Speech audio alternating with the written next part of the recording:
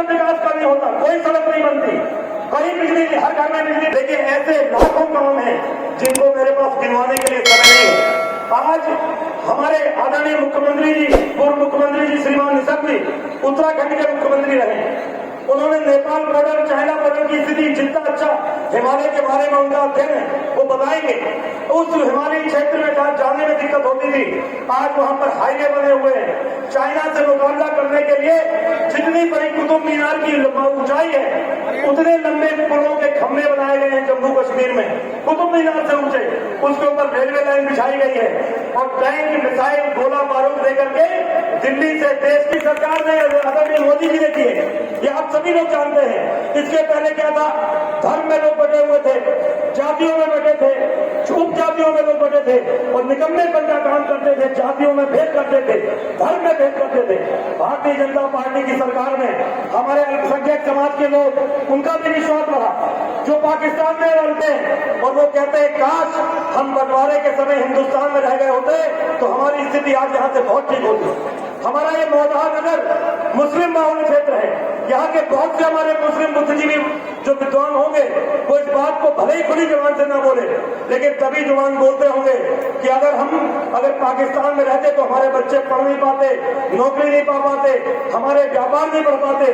आज पूरे हमारे एशिया के अंदर, बल्कि मैं कहूँ दुनिया के अंदर, अल्पसंख्यक समाज अगर सबसे ज्यादा कहीं फल फूल रहा है तो वो हमारा हिंदुस्तान है, मोदी जी की सरकार है। अनेकों प्रकार की लोगों में दिक्कतें पैदा करने की कोशिश करते हैं, क्षेत्रीय मुद्दे होते हैं, क्षेत्रीय कठिनाइयां होती हैं।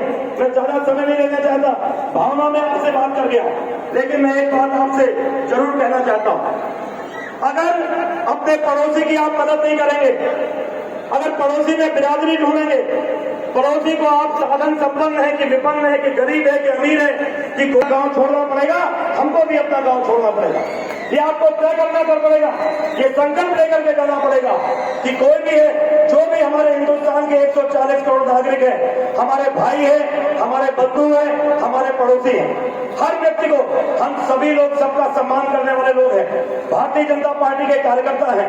मोदी जी जो नारा देते हैं उसका पालन करते हैं, सबका साथ, सबका विकास, सबका विश्वास, सबका प्रयास पूरी द्रुत गति से चलना है।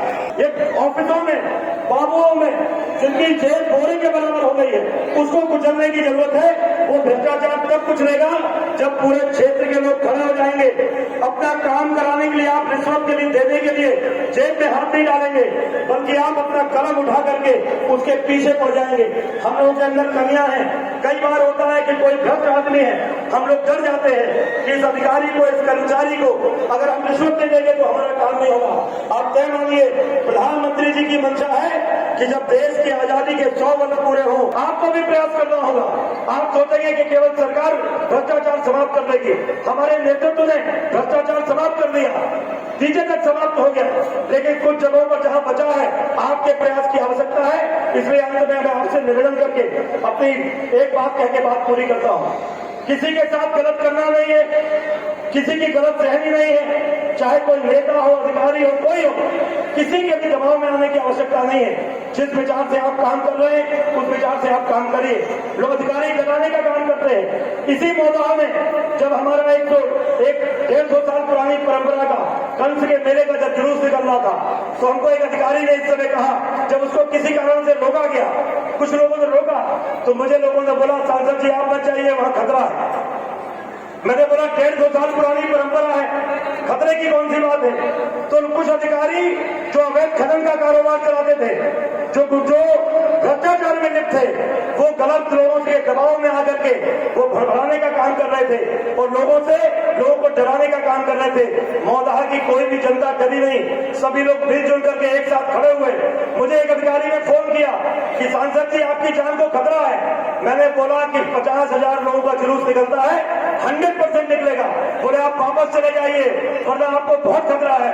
मैंने कहा मैं वापस जाने वाले लोगों में नहीं हूं, अगर मैं निकला हूं तो मैं जाऊंगा, निश्चित निकलूंगा, और अगर जिंदा नहीं बचूंगा तो 50,000 लोगों का अगर जुलूस भी निकलेगा तो 5 लाख लाख लोग मेरी यहाँ से अर्थी निकालने का काम करेंगे। हम लोग भाजपा के कार्यकर्ता में लोग हैं। आप सभी से निवेदन है, जातिवाद के बीच की दीवारें को तोड़ करके, खाइयों को पार करके एक साथ मिल करके हमको काम करने की आवश्यकता है। मैंने आपसे बहुत समय ले लिया। पुनः मंच पर पधारे हुए सभी सम्मानित लोगों का, विशेष रूप से हमारे आदरणीय निशामी जी का मैं आभार प्रकट करते हुए अपनी बात पूरी करता हूँ। जय जवान। उम्मीद करता हूँ वीडियो आपको पसंद आया होगा और आप सभी से आशा करता हूँ कि आप हमारे चैनल को आगे बढ़ाने में सपोर्ट करेंगे। अगले वीडियो तक के लिए जय हिंद।